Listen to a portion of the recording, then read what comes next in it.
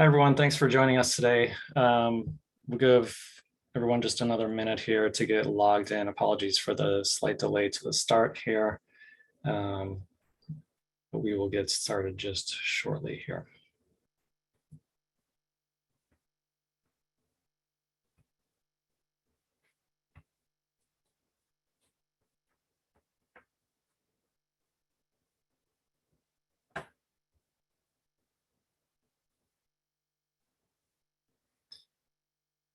Okay, that's probably good. So thanks everyone for joining us today. My name is John Romacall. I'm the Associate Director of Nature-Based Solutions at the Climate Action Reserve.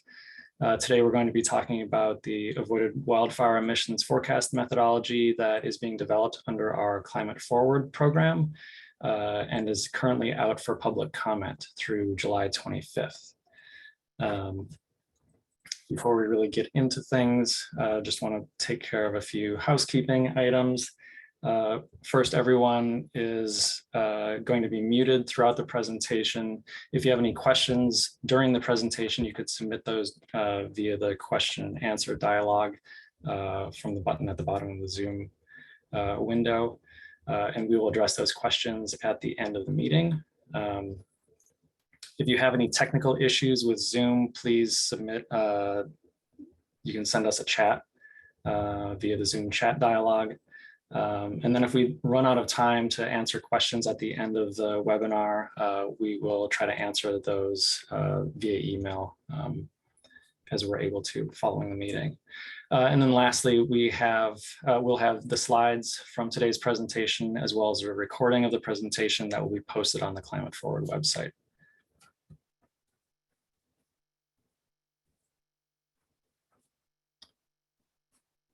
So just to cover what we are going to be talking about today, first we'll do just some brief introductions for the reserve as well as Climate Forward and the folks that have been involved with developing the methodology. And then we will get into actually discussing what the methodology contains, followed by a brief discussion of the next steps as a part of the public comment period. And lastly, we will wrap up with the questions that have been submitted.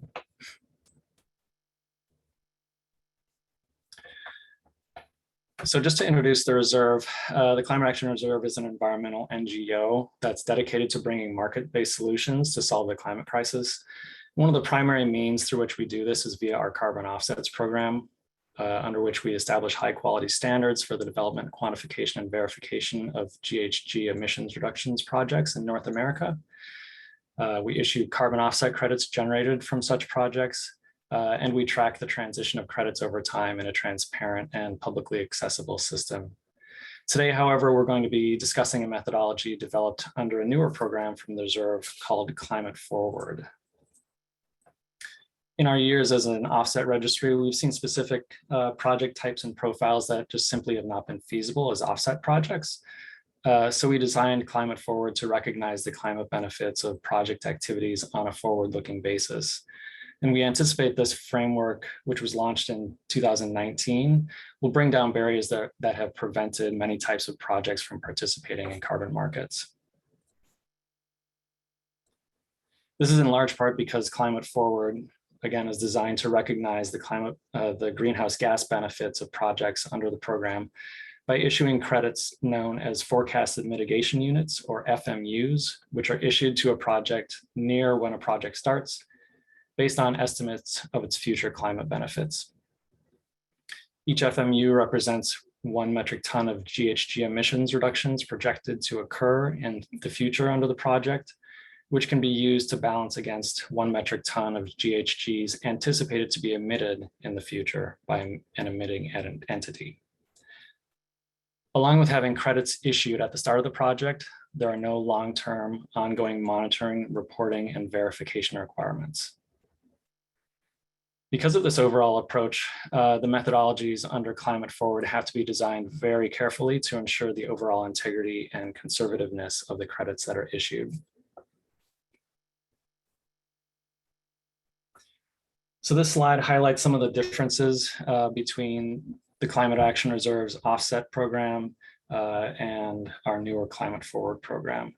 So the credits that are issued under our offsets program are referred to as climate reserve tons, or CRTs, whereas again, under Climate Forward, we have FMUs issued. And CRTs are issued based on GHG reductions or removals that have already been achieved, whereas FMUs are issued based on a projection of the climate benefits from a project in the future.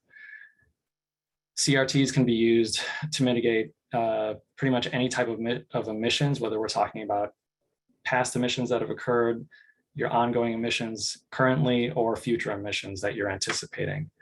Whereas FMUs are really designed, because of their forward-looking nature, they're designed to be used to mitigate anticipated future emissions. And then lastly, to highlight on this slide, whereas under the reserve and our offset program, we develop all the protocols ourselves for offsets to be issued under that program. Under Climate Forward, we actually welcome external parties to submit forecast methodologies. And this actually provides a nice segue, since the development of this methodology we're discussing today is based on the collaboration between several parties that include not only the reserve, but Spatial Informatics Group, Dogwood Springs Forestry, Coalition for the Upper South Platte, and Carbonomics. And this group has really been working for the past year plus to develop this methodology. We decided part of the way through that we wanted to bring in a work group process just because of the complexity and the overall importance of this type of project activity associated with the methodology. We wanted to have stakeholder feedback and expert stakeholder feedback kind of brought directly into that process. So we started that process of forming a work group towards the end of last year. And earlier this year, we held a series of work group meetings, which has led to the development of the draft methodology that is currently out for public comment at the moment. After the public comment period, we will be looking at any potential revisions to the methodology, and then having it go through a final review for what we hope will be approval for use under Climate Forward.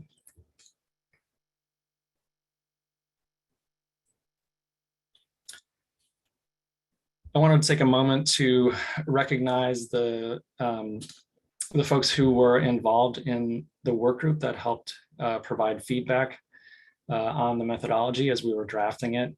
We are incredibly grateful for the comments and the improvements that they've helped to make to the methodology. I'm not going to read out all of the organizations that were involved, but this is just a listing here. But again, we'd like to thank them for their effort and their time to help make this methodology better. I also want to acknowledge the funding support that we've received for the development of the methodology, which includes a grant from the California Department of Forestry and Fire Protection, as well as funding from Element Markets, the Coalition for the Upper South Platte, and Coalitions and Collaboratives.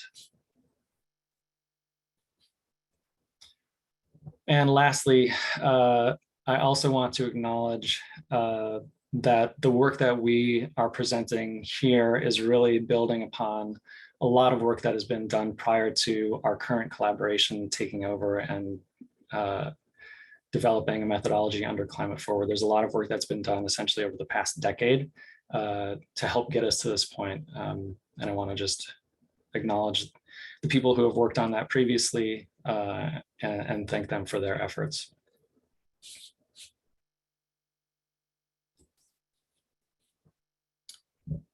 And just as a quick reminder, before we actually get into the methodology itself, around why we're actually trying to address wildfire emissions, I think everyone here probably knows the story. But as we've seen, the amount of fires that the acreage of fires in the Western United States in particular has been increasing over time. And not only that, but we're also seeing the acreage of high severity fires increasing over time as well. And that's had pretty catastrophic effects kind of building over the years. So we're hoping that this methodology will really help to incentivize the types of activities that can help mitigate this kind of increasing wildfire scenario. Okay, so now let's talk about the methodology. The methodology as a document, or the methodology is intended to account for the emissions benefits that are associated with fuel treatments that are intended to modify the behavior of wildfires, thereby reducing their severity and their extent. The methodology as a document contains various eligibility rules that have to be followed by projects to be submitted. It provides the methodology that needs to be followed to calculate the emissions reductions and the emissions benefits. And it also provides procedures for how the project is to be reported to the reserve. And lastly, it also provides guidance for how an independent confirmation is to be conducted by an accredited confirmation body. And the term confirmation is essentially the same as what you might know as verification, but we use the term confirmation under the climate forward context because we are looking at the auditing of credits that are associated with forecasted benefits in the future, as opposed to ex post verified credits that are typically audited for conventional offset programs.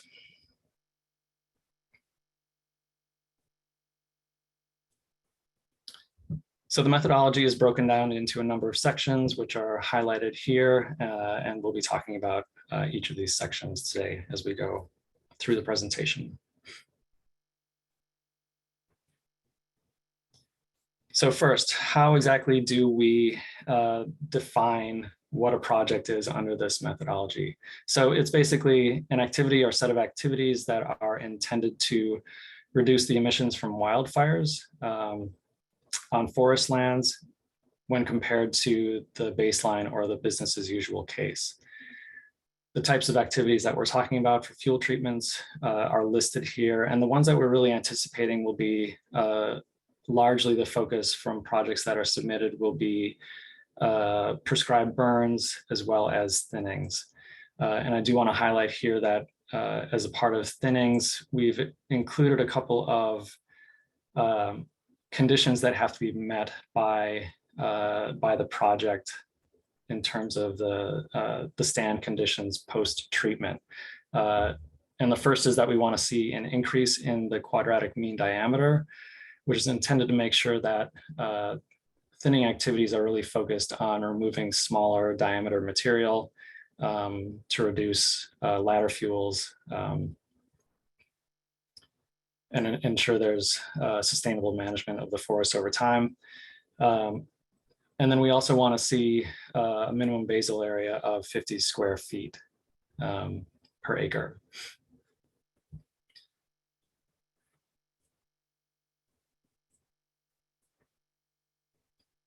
Next, we, in the methodology, define who can actually be issued FMUs, and that is the project proponent, who not only has an account with Climate Forward, but they are essentially responsible for reporting the project, submitting the project, and having the project confirmed. In general, the project proponent will be the entity that is either organizing, planning, implementing, or overseeing the implementation of the project activities. And the project proponent is not required to be the underlying landowner of the treatment areas. If they aren't the underlying landowner, though, they have to show that they have written agreements with those landowners, basically stating that they're able to have the credits issued to them. And with this arrangement, we're able to have treatments aggregated across different ownerships included in an individual project.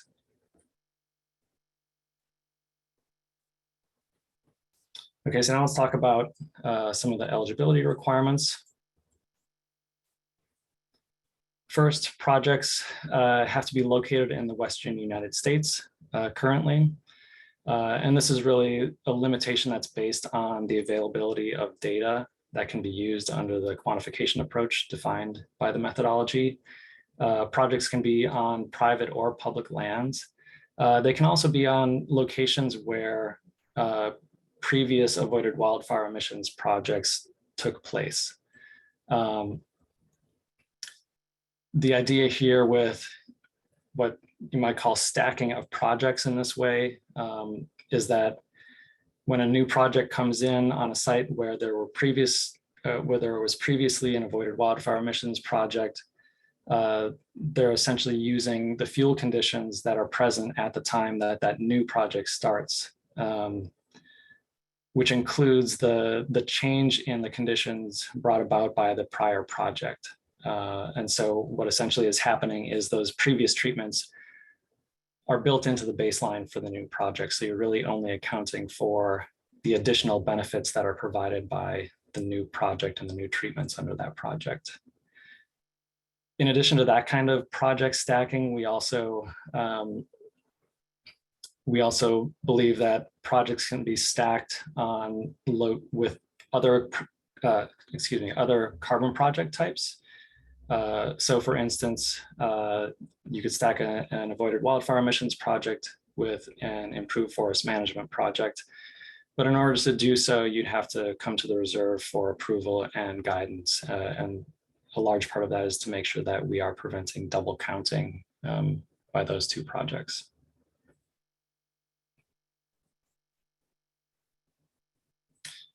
The project start date is defined under the methodology as the date that fuel treatments are first started. And we do allow for a look back period of 12 months from when the methodology is eventually released. Of course, any projects that are hoping to register based on that look back period would have to be able to satisfy all of the data requirements under the methodology. Projects have to be listed within a year of the project start date, and this is to help ensure the additionality of projects.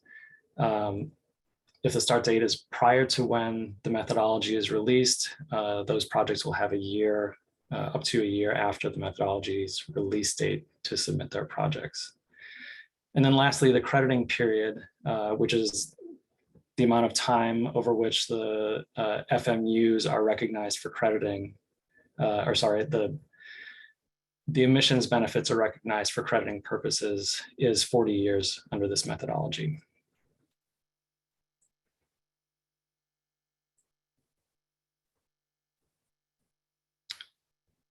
So the idea of additionality is that projects have to yield, they have to produce GHG benefits that are above and beyond what would have occurred if the project had never taken place.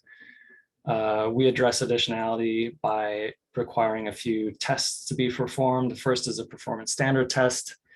Under this methodology, though, we recognize that fuel treatments are not a common occurrence and that there are financial challenges associated with them in that they typically do not, any revenues that are generated from material coming off of fuel treatments typically do not cover the costs associated with those fuel treatments. And because of those factors, we consider that any fuel treatments that are submitted under this methodology are additional to the extent that they're actually able to show that GHG emissions would be reduced below what would have occurred under the baseline. Then we also have a legal requirement test, which is simply that the project activities that are proposed are not activities that are actually required by law. As a part of this, the project proponent signs an attestation of legal additionality.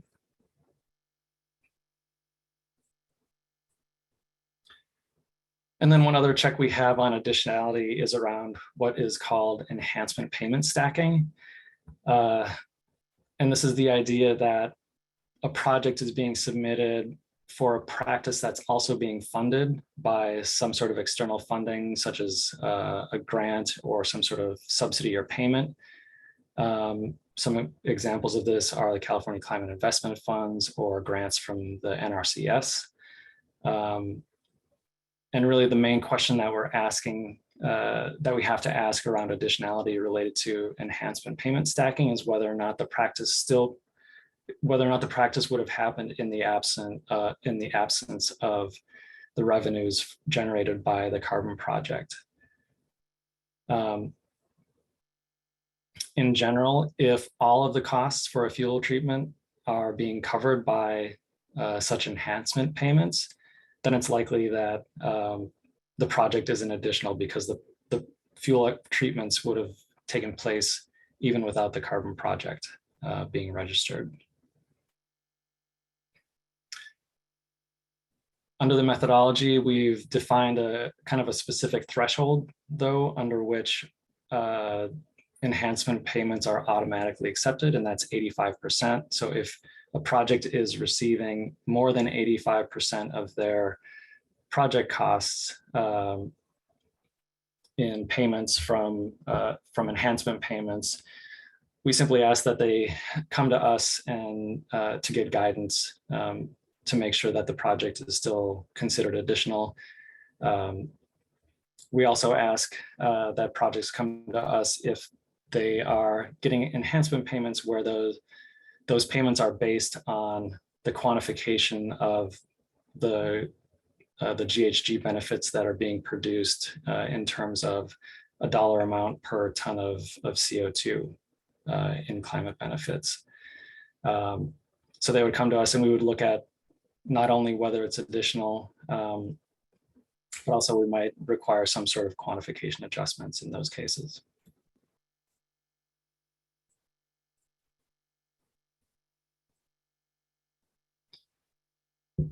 We also address some environmental and social safeguards under the methodology.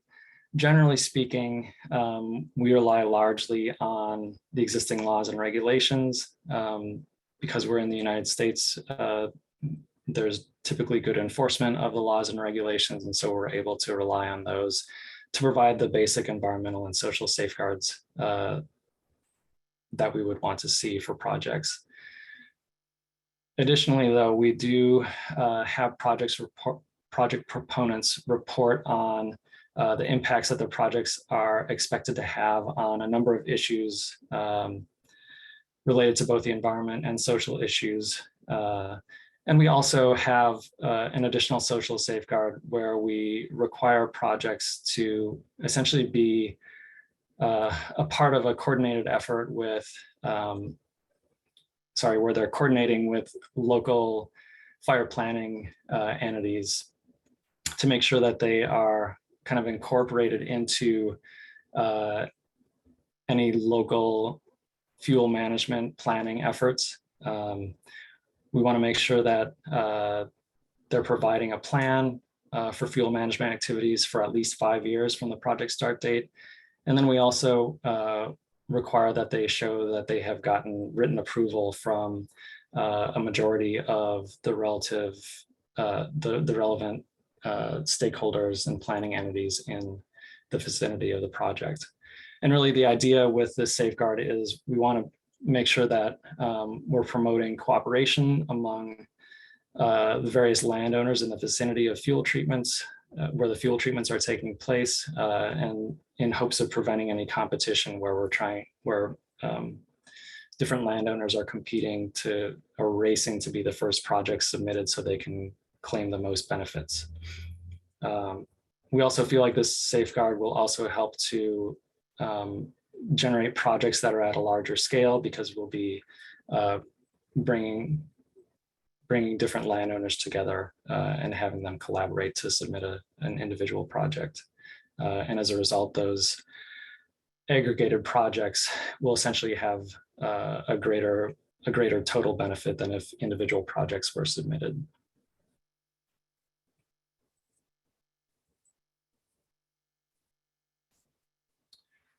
We also require that projects be in compliance with any relevant legal requirements associated with the project activities.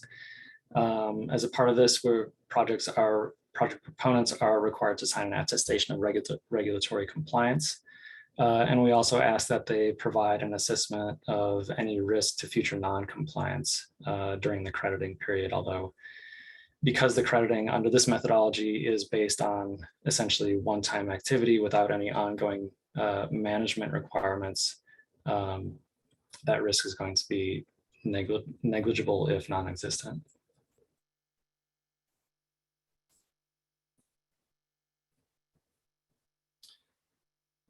We define the ownership of the credits that are issued as being based on the implementation of the fuel treatments and how they are affecting fire behavior and the resulting greenhouse gas emissions.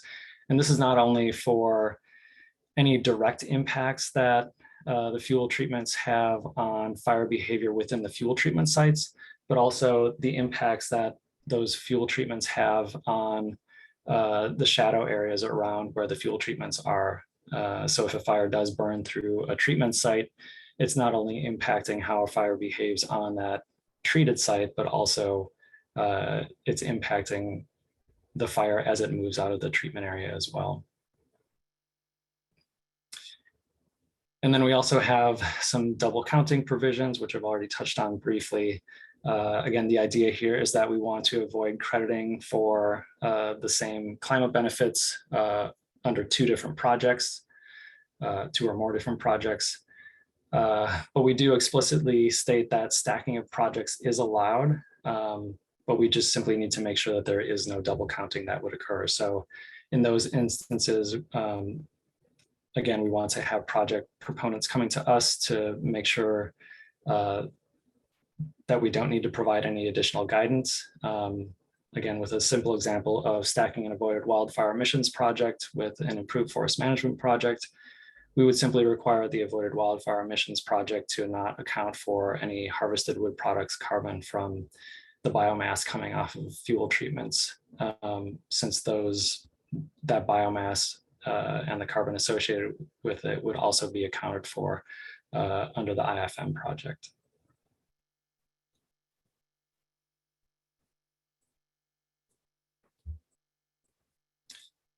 Okay, so now let's talk about the project area. The way that the project area is defined under the methodology, it consists of a couple of different parts. First and foremost, it's defined by the fuel treatment areas. Those are where the project activities are actually taking place under the project. And then we also have non-treatment areas that are also included, and that includes the rest of the project area, as well as areas that are considered the shadow areas, which are actually through modeling shown to be impacted by the fuel treatments. And again, the project area can be made up of multiple landowners, and not only multiple landowners, but multiple different owner types. And the project area is defined through a modeling process, which we'll go over in just a little bit.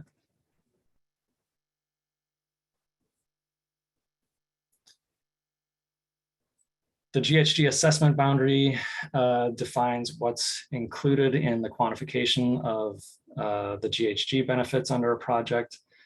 So we're really looking at pretty much all of the on-site carbon aside from soil carbon. So we're talking about carbon in trees, shrubs and understory, as well as dead wood components and litter and duff. We also look at harvested wood products, again, as long as it's not being stacked with a project that accounts for harvested wood products. And then we're looking at the emissions from fires, whether those are prescribed burns or from the wildfires that are modeled. And then we also account for mobile combustion emissions associated with any machinery that's being used for the fuel treatment activities.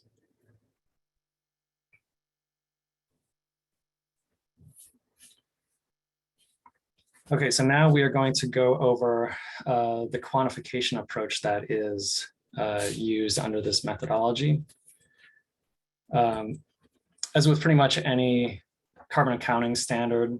The basic approach that we're really looking at for calculating the emissions reductions is comparing the baseline emissions and sequestered carbon with the emissions and sequestered carbon under the project activity. And under this methodology, what's really going to make a project viable is having reductions in emissions from wildfires that are greater than the amount of carbon that's actually diminished as a result of the fuel treatment activities, since the fuel treatment activities are going to be removing some of that carbon and preventing some of the, or limiting some of the future carbon sequestration on the site. So I'm going to provide just kind of a more general overview of the quantification approach, and then Thomas Buchholz from Spatial Informatics Group will then go into some of the greater detail around each of the steps that are actually required under the methodology to do the quantification and the modeling that's required. So first we have the project area delineation. Under this, the project proponents have to conduct fire behavior modeling to determine the project area based on the spread of fire from ignition points in the vicinity of the project. Only those burn areas that overlap with treatment areas under the project are included, since those fires would be influenced by the project's fuel treatments. So in this example here, you can see the ignition point in the middle frame has fire that is not overlapping with the treatment area. So that area, that burn area is simply not included as a part of the project area. Whereas all the other ignition points and their burn areas are included in the project area.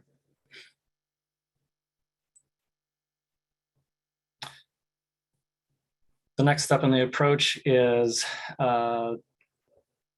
simply modeling changes to stand conditions over time based on forest management activities under both the baseline and the project, with the project scenario including the fuel treatments that are being undertaken as a part of the project. And these simulations are done in the absence of fire to simply see how the tree and fuel conditions change both with and without fuel treatments.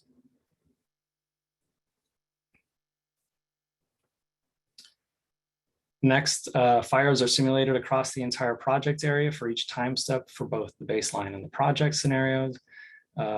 This is done to estimate the total emissions expected if a fire were to burn each location within the project area, and to determine which locations would experience high severity fires and thus likely experience delays to post-fire regeneration of the stand.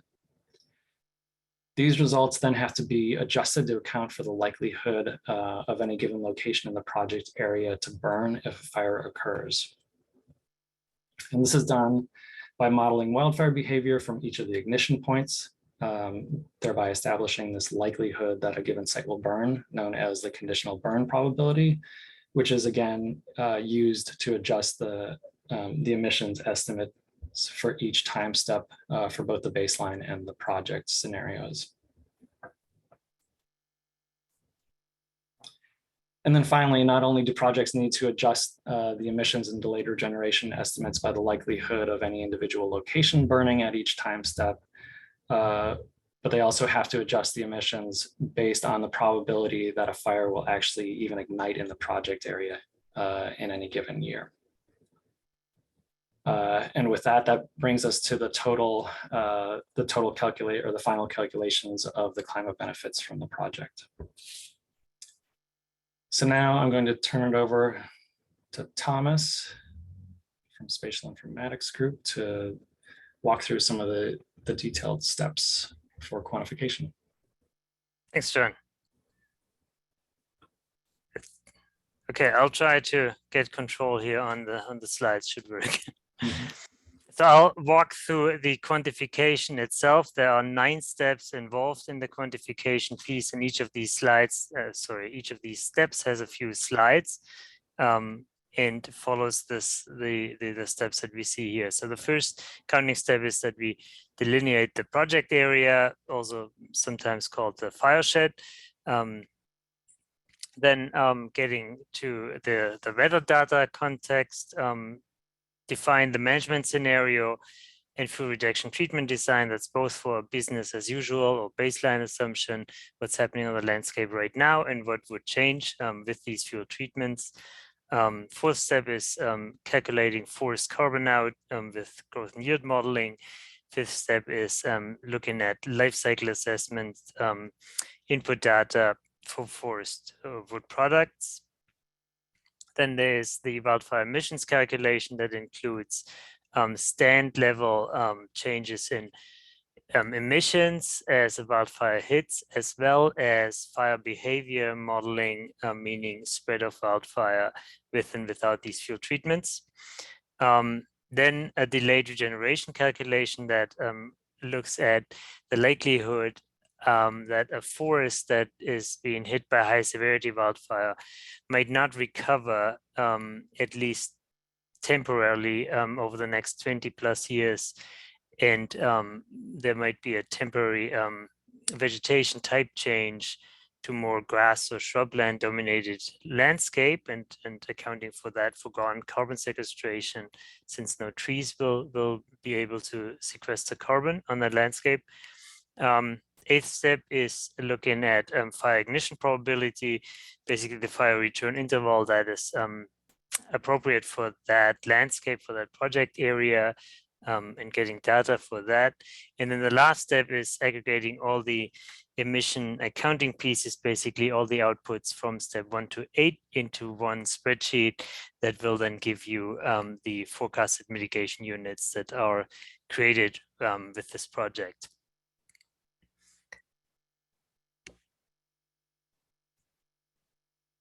First step is the project area delineation. The way these slides are organized, there's always the first bullet point is standardized input from Climate Forward, where Climate Forward will provide data that has to be used and is to some extent curated already for this application. And then the second high-level bullet point is the approach. So for standardized input from Climate Forward, we will have weather data available and or a link where weather data can be derived from, as well as topographic data, ignition maps, and surface fuel models. All of that is in a the data repository that's hosted by the Climate Action Reserve, and that is linked in the protocol itself, where you are directed then to a website that will give you specific details on each of these data sets or products that you need to run the analysis.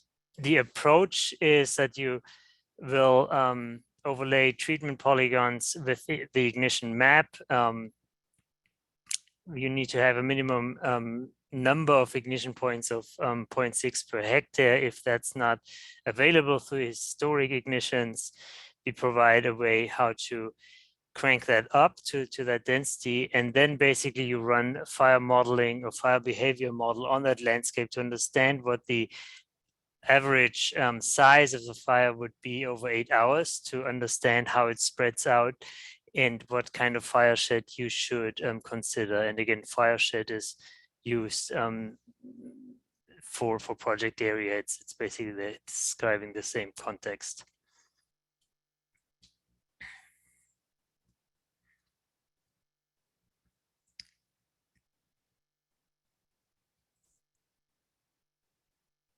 Sorry, this was step 1 and 2, right? With weather also integrated already in it.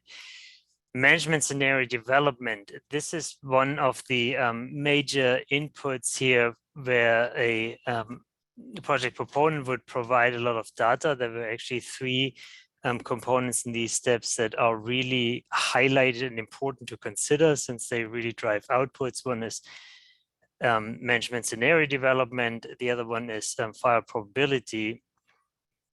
And the third one is delayed regeneration. Those are the 3 components that really drive results. So for management scenario development, we will have some indication how you could define background forest management. The key here, or the challenge in the end, is here that you're not just dealing with forests that are under the, let's call it, direct control of a project proponent, but also adjacent forests that could be managed by entities that do not participate in an avoided wildfire emissions project. But you still need to make some sort of assumption how these forests are managed. And a good example might be that there's a big industrial timber plantation in that area as well, but that organization does not participate in the avoided wildfire emissions project, and you need to make some assumption on how this forest on their land will develop into the future to create realistic fire behavior patterns out in the next 40 years. So there will be some guidance how to do that. That will be also a big part of the confirmation step then, that these assumptions are realistic. We will have what you need to define as a project proponent is the treatment types, be it a mechanical treatment or prescribed burn or both of it at the same time or with some delay. The locations, of course, as shapefiles, and the timing at what time these treatments would happen.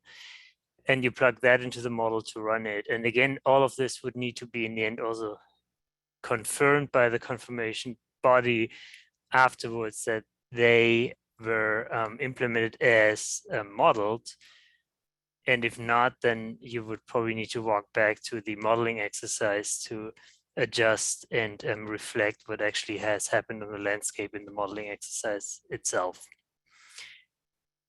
That is step 3. Step 4 now is to run the prescriptions and the business as usual, as well as the project scenario through the forest vegetation simulator, FES, a growth and yield modeling exercise.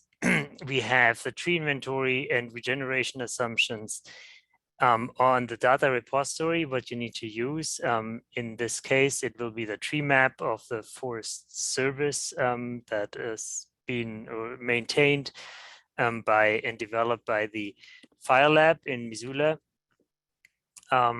That needs to be updated to current conditions. It's the latest iteration is from 2016. Regeneration assumptions are always a key piece that needs manual input in FES.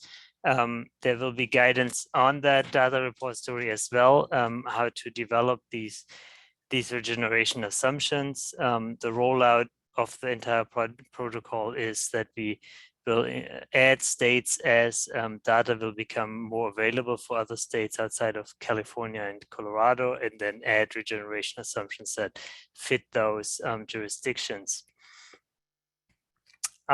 So we will run FES simulations, year 0 to 40 in 5-year time steps. And there's always a first baseline with no wildfire, and then a project scenario with no wildfire. And then both scenarios will be run with a wildfire hidden at year 5, then a wildfire hidden at year 10, a wildfire hidden year 15, all the way out to year 40.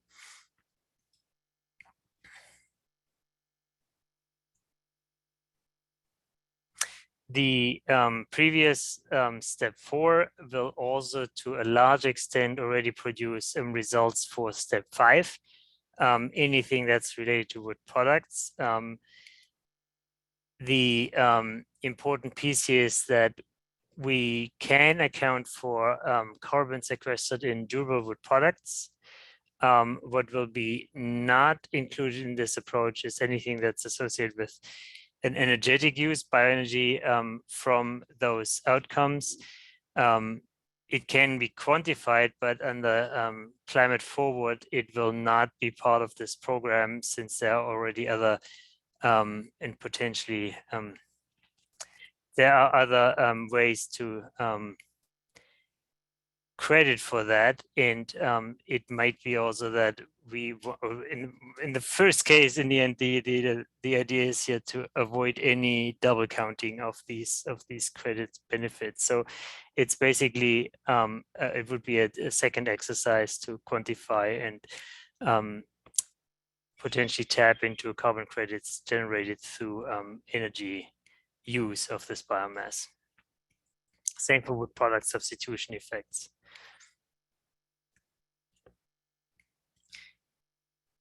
Then for step 6, we have the wildfire emissions calculation, and the direct emissions. That's we need here the surface fuel input models that will be also derived from the, or you will get a guidance on which surface fuel models and surface fuel loads you will need to apply pre and post thinning operations or any fuel treatment. Again, this I described this already in step 4.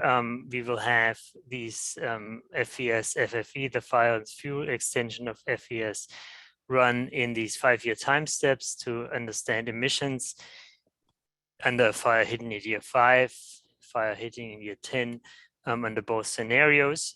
This does not just include CO2 emissions, but also non-CO2 emissions, as they pertain to climate impacts and anything that can be translated into a CO2 equivalent. And the GHGs, the greenhouse gases that we include, are listed here. So we can create in the end a CO2 equivalent for each of those emission, non-CO2 GHG emissions.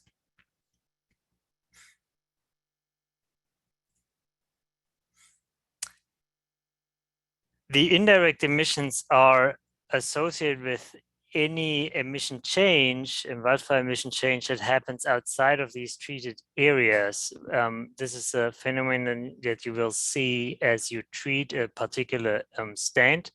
You will also see a potential change in burn probability as well as fire line intensity in adjacent stands. We account for a change in conditional burn probability in the adjacent stands. What's in the end happening is that as a treatment area might or will be less affected by wildfire, the conditional burn probability might go down for these treated stands, or hopefully will. And so does the, in most cases, downwind adjacent stand. And to account for that, we actually look at the ratio of the conditional burn probability before treatment and after treatment, and discount then the emissions that happen in these adjacent stands with that factor. So if there's a slight decrease in conditional burn probability only, we will account for that by just multiplying the or adjusting the wildfire emissions from that adjacent stand by that ratio. And if there's a drastic reduction in conditional burn probability in these adjacent stands, it will be reflected in that calculation as well. So the other way to transcribe that, or to a typical word being used for this, is the wildfire shadow effect that we account for in this context with the conditional burn probability ratio. The next step is delayed regeneration. As I mentioned already, there are plenty of observations occurring now that a certain percentage of the acreage that could be affected by a high severity wildfire does not regenerate, at least in the short to mid-term. We will provide, and do already provide, data on how to translate that into numbers for this project application. What we try to capture here is that some of these stands, if not, so it might temporarily not regenerate and then show tree cover after 20+ years, but will convert to some sort of shrub or grassland type, at least temporarily. There are more and more studies coming out that show this kind of pattern developing. We are not claiming that this happens every time a high severity fire hits, but that there is an increasing chance and a certain percentage of high severity wildfire patches that do not recover. And we will provide a data set that you can plug in where you basically quantify and model out the percentage of your acreage by forest type that would burn at high severity. And then there will be a discount factor or a percentage of that high severity acreage that will potentially experience that delayed regeneration. So we will have a lookup table that you can use to calculate those avoided emissions from foregone sequestration capacity due to delayed regeneration.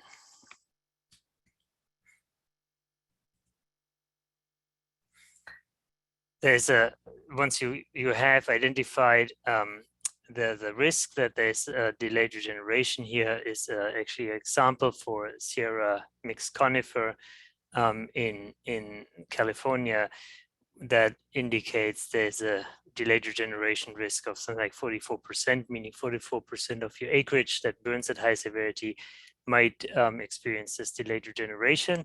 Once you have that acreage, you can quantify how much carbon would have been sequestered on that land if the forest would regenerate. And you can also quantify how much carbon will be sequestered on that acreage if it is covered now by shrubs and grasses. And the delta between is basically what you could label here foregone carbon sequestration capacity. So the pathway is described in the protocol. The lookup table is provided in the data repository. Once you have done all the quantifications, the last piece that is missing is in the end to understand the likelihood that a fire is hitting your area. There are several fire probability maps out there, some of them needing update, and we will in the end provide a fire probability map and update that regularly on the data repository website of CAR, where you can retrieve the mean fire probability for your project area. Basically, it will be a spatial data set, raster based, where you can identify the pixels that are within your fire shed, within your project area, and the mean fire probability for that area is what you will then use for the last accounting step. The critical piece here is that we have seen a massive increase in fire probability. This is just a California example of the past, mostly over the past 10 years. The last 5 years were exceptional in this context. Most of the fire probability maps that are out there are looking actually at a longer history back into the past that it could include, does include most of the suppression era, fire suppression era, and there are just plenty of indications that we need to incorporate more forward-looking fire probability aspects that are coming towards us with the new reality of climate change and the consequences of high fuel loads and how fire spreads. So we are working on the latest updates to these fire probability maps for California and Colorado, and we'll post them in the data repository here very soon for plug-in into the accounting.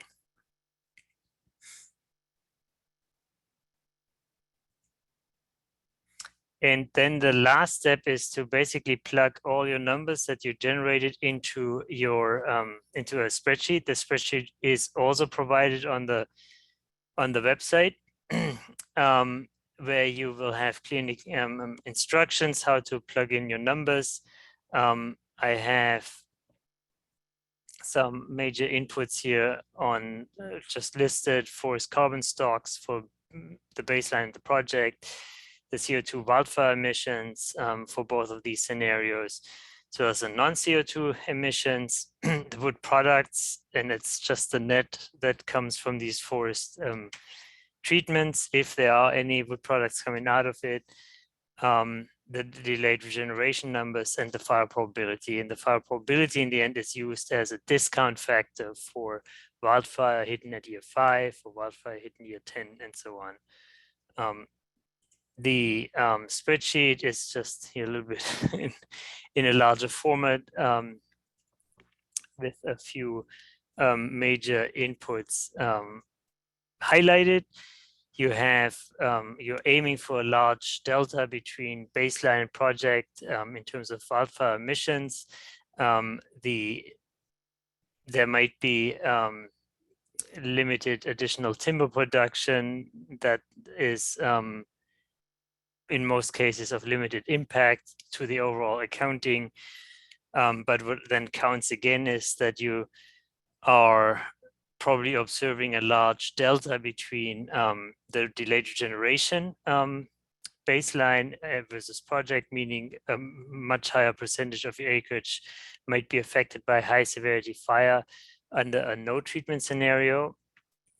And then all of that will create your net GHG benefits over time in this very last column here, sorry, row, with your net periodic outcomes. And the negative number here shows in the end that you have benefits, GHG benefits on a per fire shed acre. So this is not just per treatment acre, but fire shed acre, project area acre.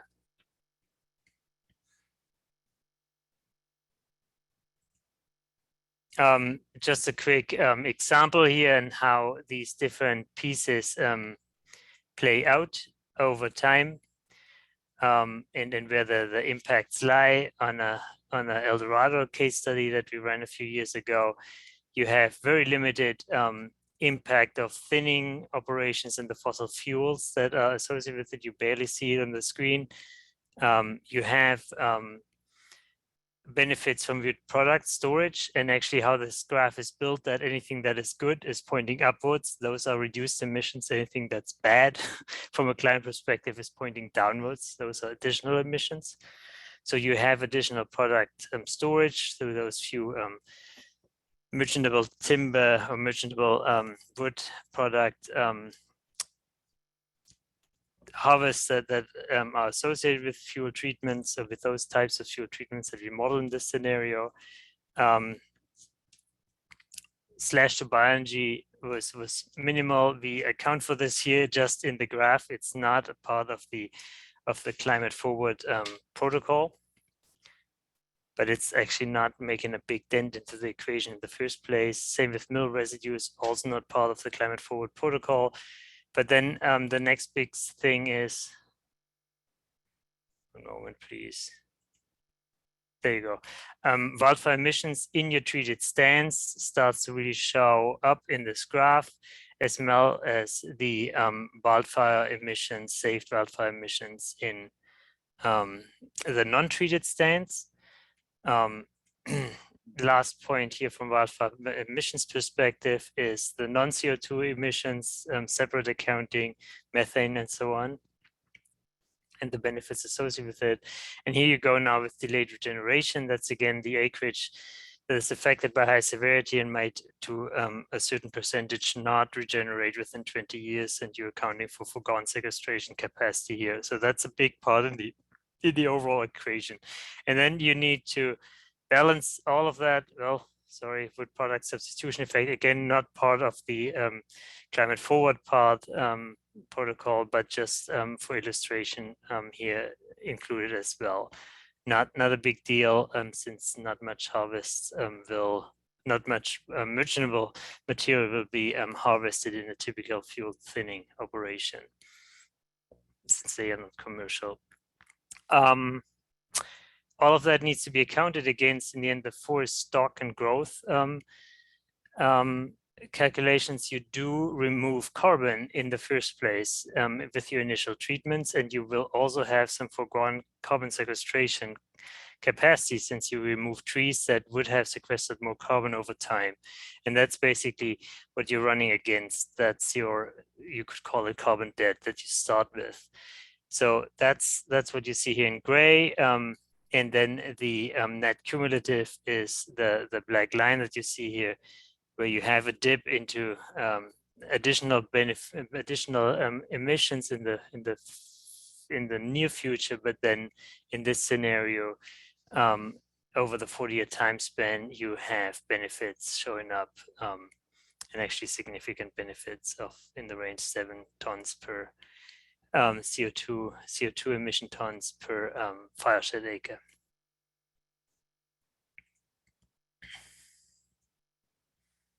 And one last slide that I will go through fairly quickly that looks at it more from the modeling capacity or modeling step approach. Yeah, let's just start with that, and I'll try to walk you through this. In red, we always have the data sets that will be provided by CAR and that are on the data repository, and then primary inputs, as well as model software applications and framework elements are mentioned separately. So for the first step, we will define project area, and we need the topography, ignition map, and the ROS data, weather data that goes into the weather analysis. This will define in the end, again, your project area, that's the entire fire shed. Then you need to add also the forest inventory for that tree list. We actually will not use stand polygons in this exercise anymore. Then there's a fuel treatment scenario where you start to develop treatment polygons or insert treatment polygons and the types and the schedule. And this can be done with some optimization tool if you want to, but in most cases it will be a predefined treatment type anyway that's driven often by other goals than climate benefits like infrastructure protection or community protection in the first case, or hydrological considerations as you think about utilities. Baseline harvest assumptions and a surface fuel model crosswalk goes into the forest growth, as well as then the fires and fuel extension of FES, sorry, the forest vegetation simulator, the growth yield model. And with that, you can already produce the operational emissions, wood products, and forest carbon trajectories. Then the next step is wildfire emissions quantifications. That includes FOFEM, CO2 emissions, and non-CO2 emissions for baseline and project emissions on the fuel treatments themselves. That's what we call direct wildfire emissions. And then for the next step, we will have insert the wildfire probability maps that will then also in the end discount the direct emissions by the chance that the fire is actually hitting your landscape. And that will include then also the element of the delayed regeneration as a last step, where we will have outcomes in terms of CO2 emission savings due to this foregone sequestration capacity that might not happen if you do not treat those areas and have losses and in high severity fire of stand replacing fires. Then in blue, we have here the calculation equation terms that are listed in the protocol and where these different pieces fall in line. And then in the end, you calculate your forecasted mitigation units using the accounting template that's also on the repository, data repository of CAR.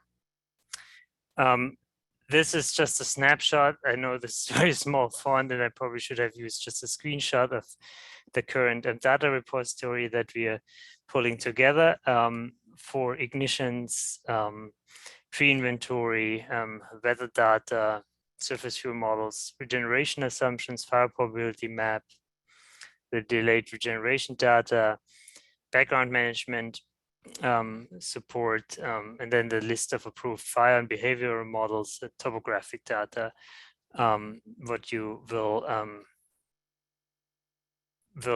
be in the end where you will get assistance from CAR, what types of data sets to use and how to use them, or instructions how to generate your assumptions in the first place. So those are the quantification pieces, and with that, well, I can briefly talk about performance decline, John, and then I hand it over again. The key here is that we need to consider that these treatments have certain longevity. Rule of thumb is that you often, if you would do a effective fuel treatment, mechanical fuel treatment, followed by a prescribed burn immediately in a 5-year time window, you see a decline in its efficacy over the next 15 to 20 years. That is accounted for in the project or in the modeling exercise as you calculate or model out forest carbon sequestration capacity over the next 40 years. There's no requirement for ongoing management to achieve these forecasted benefits, because we do account for it. If you would reconsider or consider a retreatment after 15, 20 years, that can be done as a new project. We will include a 10% discount to account for uncertainty, but that's not, in the end, there's no buffer pool requirement or anything of it. And John mentioned it already, that the reversal is already accounted for in this probability-based approach, where we account in the end for wildfire, the risk for wildfire hitting this area. So there is no reversal concept in the end necessary for this kind of methodology. So the goal is that we credit on a conservative basis. There are several components that we actually do not account for here. We could further explore emission benefits on non-treated areas, and same for weather scenarios. We use fire behavior in very extreme weather that will actually limit the capacity or the efficacy of fuel treatments to reduce fire threat, fire severity. So we really try to err here on the conservative side, meaning account for less benefits that probably will occur. But again, the biggest point here is that we have a probabilistic or probability-based accounting framework that accounts for the risk rather than measures the stocks over time. And with that, I hand it over back to John. Thanks, Thomas. Okay, so just we've got about 20 minutes left. I want to make sure we have time for questions from attendees. So I'll just take a few minutes to go through some of the monitoring, reporting, and confirmation components of the methodology. Every project is required to submit a certain set of documentation. There were a couple of items that need to be submitted just as a part of project listing, which is just essentially a screening step to make sure that the project is actually eligible under the methodology and has some of the necessary requirements essentially pre-fulfilled before they actually go through confirmation. So there's just a submission form, as well as we want to have a map of the treatment areas. And this is kind of making sure that we don't have two different projects being submitted for the same site at the same time, in particular under this methodology. And then as a part of confirmation, a number of additional documents are going to have to be submitted. The main one being the project implementation report, which is essentially a compilation of all of the reporting requirements under the methodology, including a summary of the quantification results. And those documents will be reviewed by the confirmation body as a part of their audit process. So confirmation under this methodology can actually begin once the project has been listed and the project activities, so the fuel treatments, have actually been completed. With some of our methodologies under Climate Forward, we require a 1-year wait period from when the project activities have been completed before they can actually start confirmation. And that's to help ensure that the project will remain viable over that time and into the future, and that the implementation will actually be carried out. But under this methodology, it's the fuel treatments themselves that produce the climate benefits over the long term, and there's no long-term maintenance required to essentially achieve or help realize those climate benefits. So projects are actually able to kind of bring that time frame forward for confirmation up to even sooner, and essentially as soon as they have all the data collected and the fuel treatments in place, they can start going through confirmation. That confirmation process is going to involve a desktop review where the confirmation body is looking at the project implementation report and any additional documentation that's provided by the project proponent. They're looking at all of the reporting requirements under the methodology, making sure that the project is indeed eligible based on the requirements specified. They're looking at the description of the modeling that's done, as well as the quantification that was performed by the project proponent. And they're also going to be looking at photo plots, which I'll touch on in a little bit, and as part of the monitoring that's required by all projects. Another part of the confirmation process is a site visit where the confirmation body will go out to the project area, have a look around at the project area, make sure that the treatment boundaries, the treatment area boundaries as defined spatially by the project proponent is accurate. And they're also going to be looking at the post-treatment conditions to make sure that everything is in line with what has been reported by the project proponent. So as I mentioned, one important part of project monitoring and as a result, confirmation of projects is the installation of photo plots. And the idea behind the use of photo plots is because when a project is being developed, we're not able to have a confirmation body go out before a project is actually initiated. So we don't have that direct means of being an eyewitness to the pre-treatment conditions. We only are able to have the confirmation bodies go out after the treatments have been put in place. So, so we have project proponents put in photo plots so they can actually document that the conditions that serve as the basis for the input for the data used for baseline modeling in particular, but as well as the project modeling, can be reviewed by the confirmation body to make sure that they're in line with what is actually modeling and is the basis for the quantification of the FMUs that are to be issued to the project. And then the photo plots are also, as I mentioned at the beginning, there's a requirement for projects that involve thinnings that they increase the quadratic mean diameter as a result of their treatment activities. And so we are having, we would have the confirmation bodies review the photo plots to compare the baseline and the project conditions to ensure that quadratic mean diameter, at least as a general assessment, has been increased as a result of the fuel treatments. There are a number of attributes here listed for the photo plots. Again, they're going to be georeferenced points stratified by the different treatment types. So there's a good representation of the different treatments that are a part of the project. There's a certain number of plots that have to be installed based on the size of the treatments.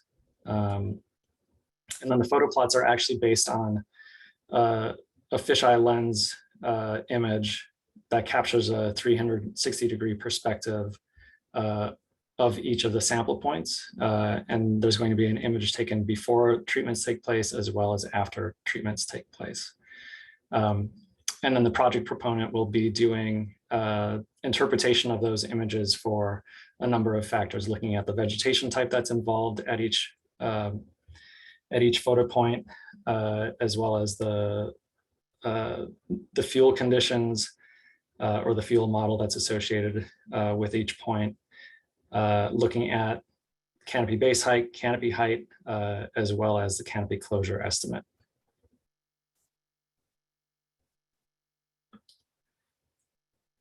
And then just to provide a little bit more detail on some of those things. In particular, when the confirmation body is reviewing it, they're going to be looking at a random selection of 20% of the plots that were installed by the project proponent. And they want to make sure that there is at least a 90% match between their measurements and the project proponent's measurements across all plots. And as you can see, we have some specifications for some of the items here, including the height measurements being within, essentially being put in 5-foot classes for the canopy base height and in 10-foot classes for canopy height. And then for the canopy closure estimates, we simply ask that those estimates are put into 25% bins by the project proponent. So one thing also to note, the canopy closure assessment can be done using remote sensing instead, if the project proponent prefers to do that. And then the confirmation body would evaluate that instead of the photo plots for canopy closure. If the project proponent does not achieve a 90% match with the confirmation body's measurements, there are a few options that can be done. So they can go back out into the field and they can make some adjustments to the treatment areas to try to get a match with what was previously reported. Or they can adjust their inputs for the modeling to reflect the actual pre-treatment conditions, or they can adjust the inputs that are used for the post-treatment conditions, and essentially the fuel treatment conditions. And then additionally, the confirmation body is also going to be reviewing, again, where there are projects involving thinnings. They're going to look at, they're going to put in some sample plots to look at the basal area and make sure that the residual basal area is at least, or it's over 50 square feet per acre. And they can either do this by just using their professional judgment in terms of just a walkthrough, and they can pretty easily tell that it's over 50 square feet, or if it seems like it's perhaps marginal, they can actually put in those sample plots and make some measurements to make that determination. So that wraps up our overview of the methodology.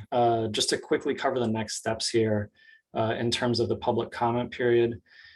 Again, the deadline for comments is coming up on Monday, July 25th. So we ask that if you do have comments for the methodology, please submit them by the end of the day on that Monday.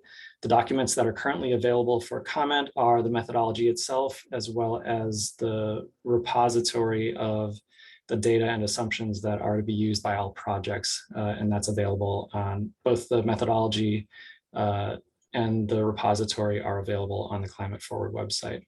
And you can submit your comments to the email address shown on the page here.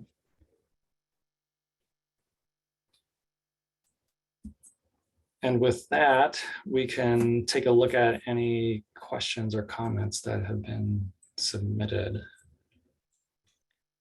Great. Looks like there are a couple of questions. So I'll start with the first one.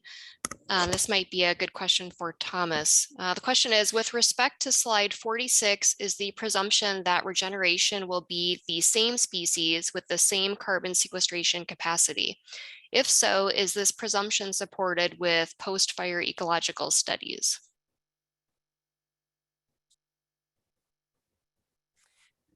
So I'm just looking at slide 46 here again.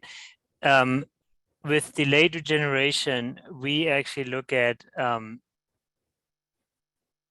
the first case, a scenario where you have shrubs and grassland or grass-dominated landscapes being on that landscape that was previously forested at least over the next 10 to 20 years before potential regeneration of tree cover kicks in again.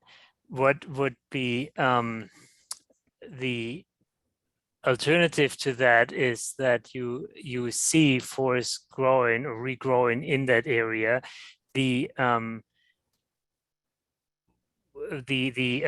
delta that we use for a potential, we basically try to be conservative in this context, as well as we consider that there might be actually trees growing, but it's just not a closed canopy forest. And the species that we grow forward then are based on the previous forest that we saw.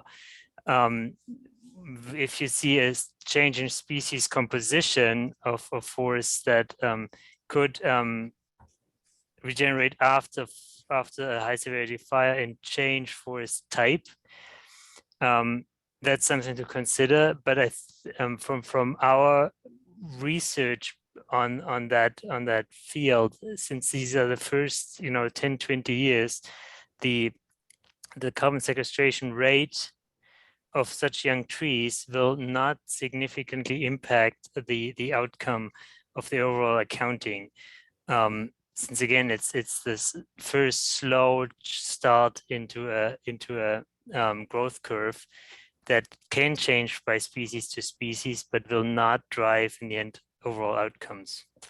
I hope this was a sort of on target answer, a little bit winded. Great. Thanks, Thomas. Another question here, with respect to project selection, does the applicant need to show that future care and maintenance funding has been secured, for instance, trust, bond, et cetera, to ensure the quality of the vegetation is maintained?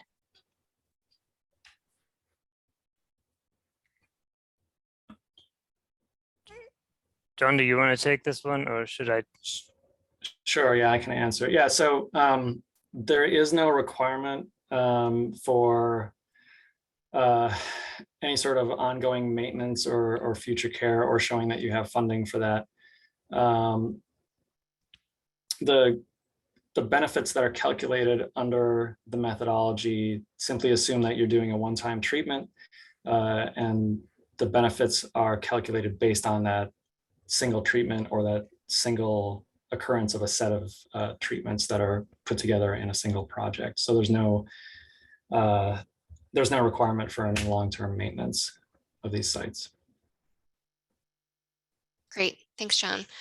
Here's another one that you might be able to answer, John.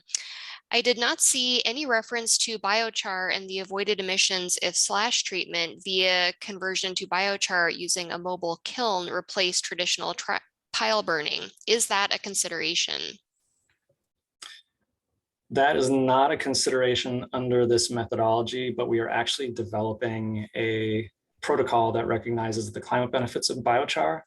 So this would be essentially another project stacking opportunity, where you could have an avoided wildfire emissions project that is stacked on top of a biochar project. And similar to with IFM projects, where we would want to make sure that there's no double counting in terms of the biomass that's being removed from the fuel treatments, we would have to make sure that the wood products calculations are removed from an avoided wildfire emissions project to make sure there's no double counting with the biochar project.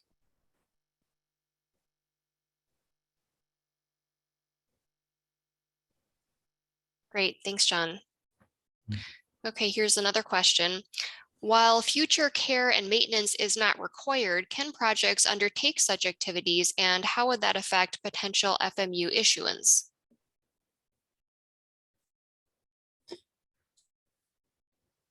So any future activities that are done on project sites wouldn't affect any prior FMU issuance.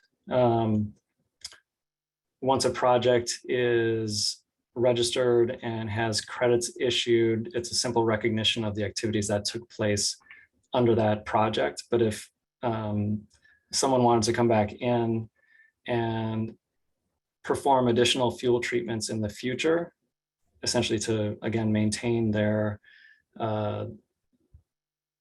site as a fire resilient site, they would then essentially be submitting a new project and would have FMUs issued based on the quantification that's done at that time, based on the stand conditions resulting from the prior project that would serve as the baseline for the new project.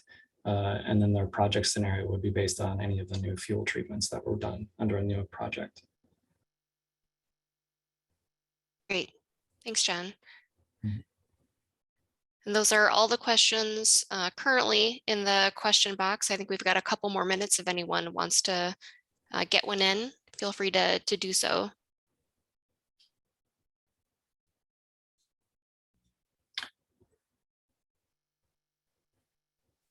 Great. Yeah, we can wait another minute and see if anyone wants to pop another question in Q&A box. Otherwise, I'll put the just this information back up again. So if anyone is thinking about submitting comments, they have the email address to do so, as well as the deadline.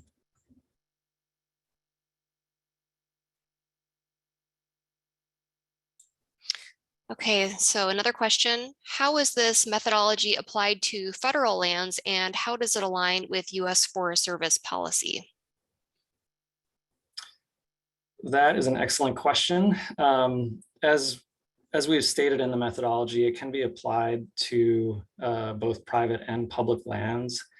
So technically, from our standpoint, projects could take place directly on federal lands. In terms of having fuel treatments take place on federal lands, whether or not federal agencies like the Forest Service are willing to allow projects that are directly taking place on their lands to occur and have credits issued is another question that the Forest Service in particular is kind of wrestling with right now, and we are in discussions with them to try to figure out if that will be a possibility eventually.